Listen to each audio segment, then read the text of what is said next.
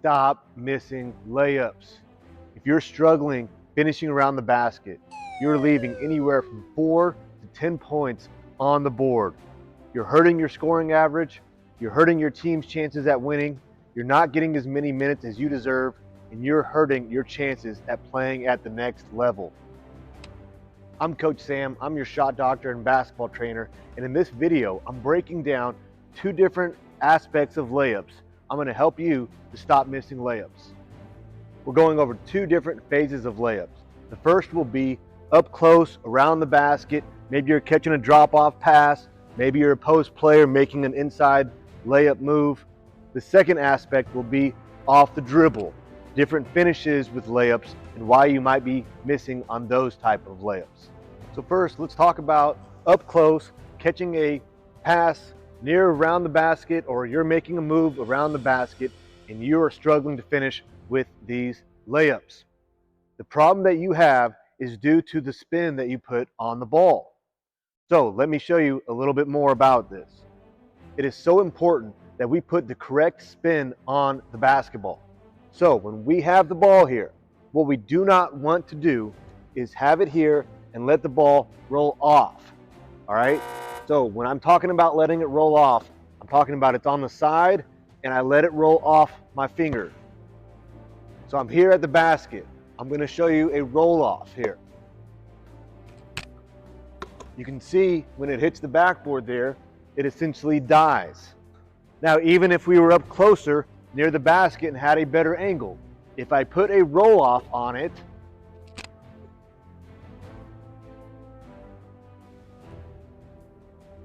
you can see it hits the rim and it's rolling off to the side due to the spin that we've put on the ball. This is why you're missing so many layups. So how do we fix this problem? Instead of letting a roll off happen where the ball is spinning that way, I want you to change your grip so that you are cuffing the ball and working on spinning it towards the basket. Let me show you what this would look like. I've got my hand on the outside of the ball and I'm going to work on this motion. Now when it hits the rim,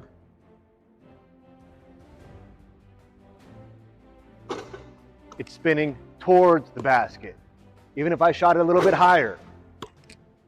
Therefore, you can be slightly off. As long as the ball hits the backboard and touches the rim at all, it's going to be spinning towards the rim, not away from the rim. This is a big change. This will help you with your layups. I'm going to give you several drills to help you to stop missing layups.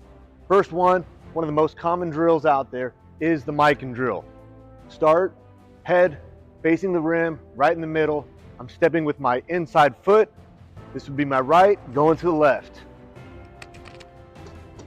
Catch it out of the net, go to the right. And we're just going continuously. I'm working on going from the outside, spinning it in.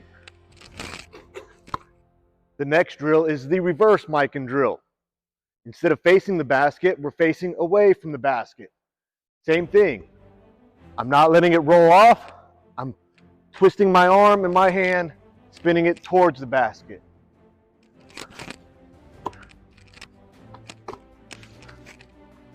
All right, the first advanced Mikan drill I'm going to show you guys is the extended Mikan.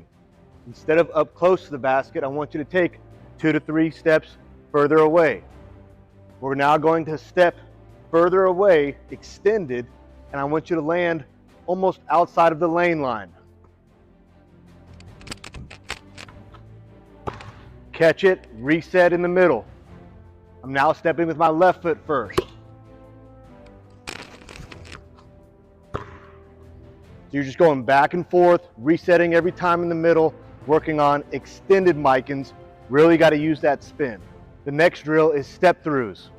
We're going to start facing the sideline here.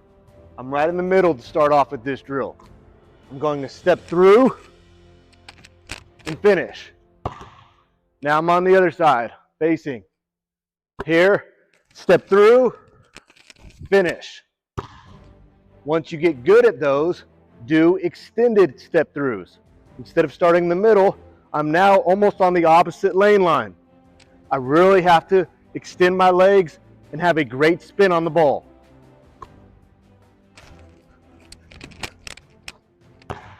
By challenging yourself, by extending the distance you have to jump, that's going to make you have to have better spin when you shoot that basketball.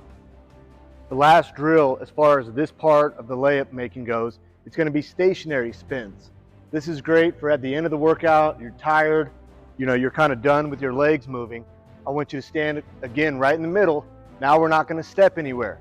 We're simply going to really extend our arms and work on the spin.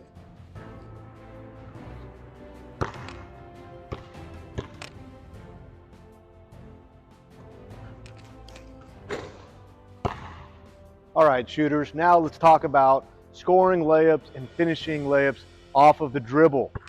Many of you guys are guards and you're missing your layups off the dribble. Let's talk about what you're doing wrong and how we can make it better. Hang on, before we move on, I want to remind you guys about the launch of the individual personal training Facebook group. Here's what you get by joining the group. I've got a 100-page document of tons of shooting drills that you can apply to yourself right away. You will be able to upload your videos and I will give you my breakdown and my feedback for you to become a better shooter. Next, we will have a weekly question and answer section. I will go live on there and you can come on there and you can ask any questions. Hit the link below to join. First, I see this all the time on breakaway layups. You're going super fast and you throw it too hard off the backboard. Second, you're on a fast break and you have to slow down. And you slow down in order to get your feet right and to get your timing right. And next thing you know, somebody comes from behind, they scare you or they block you and you miss that layup. I want you to practice running full speed. Don't even jump and shoot the ball going full speed. The next thing you can do, I don't suggest it for the older levels, but if you're younger and you struggle with the speed, come to a jump stop. Now that you're able to make layups in transition, you may be struggling still to score with your layups in the half-court setting after you get by your defender. Let me break down why and give you some solutions. The most common layup is going to be a one dribble, two steps layup, looking like this.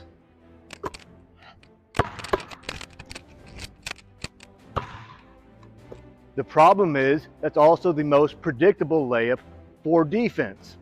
So if you get by your defender with that move, they are now anticipating that footwork. They're anticipating a left-right footwork, and they are timing their jump to be able to block you or to contest you at the rim. No. So once you have a traditional layup down, and you can do that both to your right side and to your left side, it's now time to start working on more advanced layups. The first advanced finish we're going to talk about is a wrong leg layup. There's two variations we're going to go over. The first one, I call it wrong leg quick. We're going to take two dribbles now, and we're going to take one step. Instead of taking one dribble and two steps, we're now doing the opposite.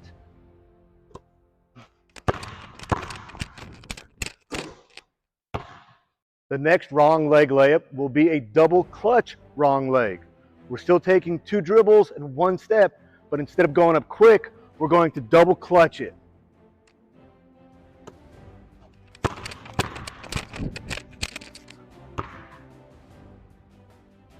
Sir, yes, sir.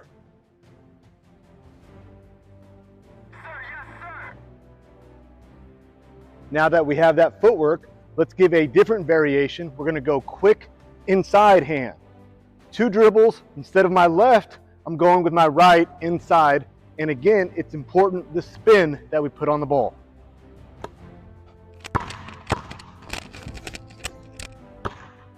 And the last advanced variation I'm going to give you guys as far as layup goes is going to be a Euro step finish.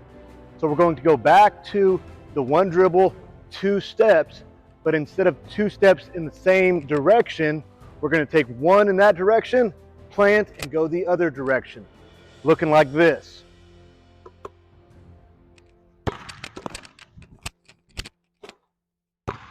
As you get more advanced, and hopefully you're more athletic than I am, work on the Euro step to a double clutch layup, essentially a mic-in that we talked about earlier. So important, the spin that you put on the ball.